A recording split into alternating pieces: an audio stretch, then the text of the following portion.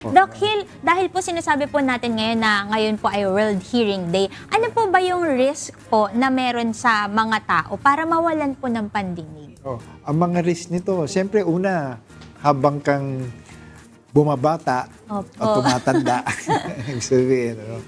So, habang tumatanda tayo, nagkakaroon tayo ng degenerative changes sa ating katawan. Ano? So, isa dyan, yung hearing natin, no? Tulad ng mata, habang tumatanda na rin tayo, nagkakaroon ng ganitong problema. Hearing din, ganyan. Ano? Number two, pwedeng exposure natin, katulad ng binanggit mo, sa loud noise. No? Opo. So, tayo, pagka lumampas ng bandang mga 60 decibels, no? So, yung decibels, yun yung ating kinaano natin, ano? Ginagamit natin na batayan, no? Pag lumampas sa 60, kasi yung 60 to, normal, conversational. So, ito po yung mga normal na boses, Doc? 60 natin. lang 60, po.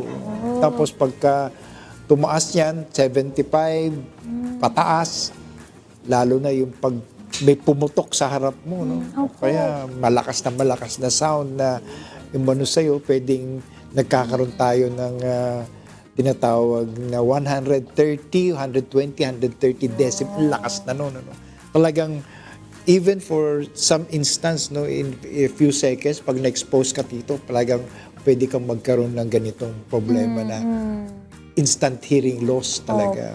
And sometimes permanent yun, ha? Hindi mo na nare-recover. Mawawala na po talaga yung pandinig. Pero Doc, ito po kasi lagi ko pong naririnig na hindi daw po tama gumagamit ng cotton bud sa paglilinis ng tenga. Nagiging cause po ba yun para magkaroon din po ng hearing loss? Hindi, kasi pagka ganyan, lalo mong natutulak, yung tutuli.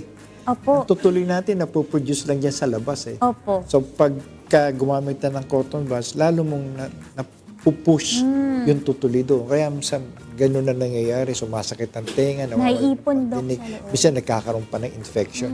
Opo. So, ganun ang pwedeng mangyari. No? So, yun yung inaano talaga natin, no? Paggamit ng cotton buds din, tsaka infection. So, pag may sipon tayo, nagkakaroon ng problema rin sa pandinig natin.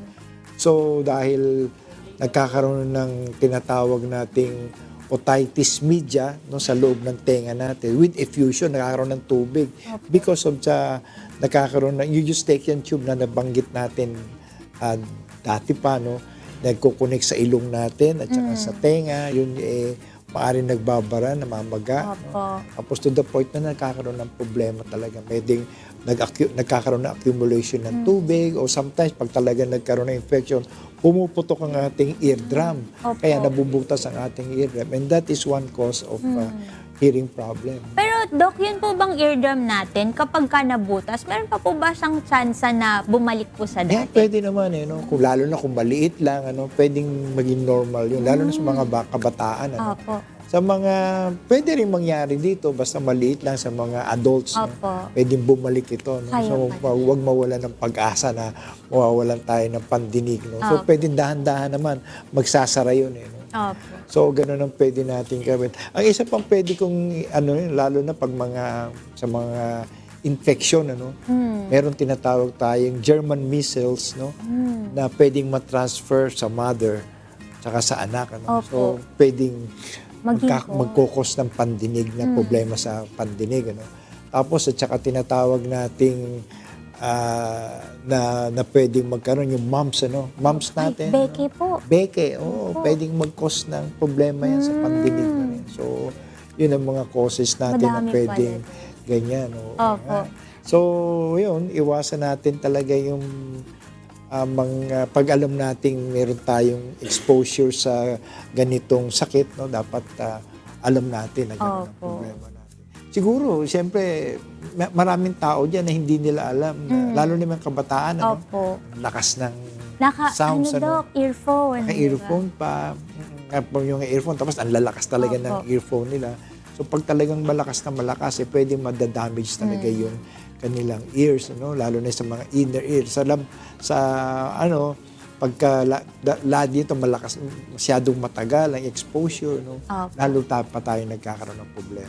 Naku, Doc, meron pong mga tao na ang trabaho po nila nakadepende po sa mga tunog. Like for example, yung mga DJ, ang lalakas po ng mga sound. Paano po nila mapoprotektahan nila kung yun po yung araw-araw nilang ginagawa? Basta alam naman nila na nakakasama sa kanila yun. Ano? So alam naman, na-modulate naman, na-moderate naman nila yun. Eh. So pagka alam nila na hindi, wag lang masyadong malakas, wag lang masyadong nakakabingi, pwede naman nilang protektahan ng kanilang tenga. Tapos nagkakaroon sila ng ganong possibility na talaga makokontrol natin. Opo. Doc, ito naman po, mahalaga po to sa mga magulang. Kasi kadalasan po, mga magulang po ang naglilinis ng tenga ng mga anak. Ano po yung mga tips niyo para sa mga parents kung paano po ang tamang paglilinis ng tenga ng mga bata? Kasi po minsan, nung bata po ako, naalala ko po, kinukutsara po yung tenga ko. Yeah. Pero ako yung tutulin.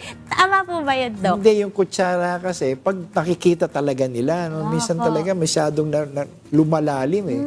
At saka maski na hindi malalim, minsan talaga masyadong nagiging agresibo, masyadong malakas, o maano yung pag-curate nila o paglinis nila, nasusugatan yung tenga natin. Ano? So, pwedeng nagkakaroon ng pamamaga, nagkakaroon ng infection. No? The point na talaga masakit yan, bata magrereklamo na lang ganyan. Minsan nagdudugo pa yan. Eh. So, medyo nakakatakot talaga. At saka siyempre, pwedeng matamaan yung eardrum natin. Pag natamaan yung eardrum, puputok, dudugo.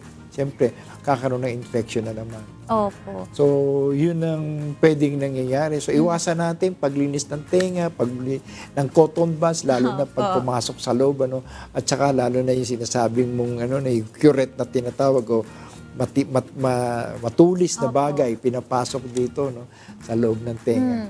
So, napaka-delikado talaga. Kaya dapat we should take care of our ears, no. So, ang pagkalinis ng tenga natin ay dapat isang gawing pamantayan natin dito, lalo na ngayong World Hearing Day.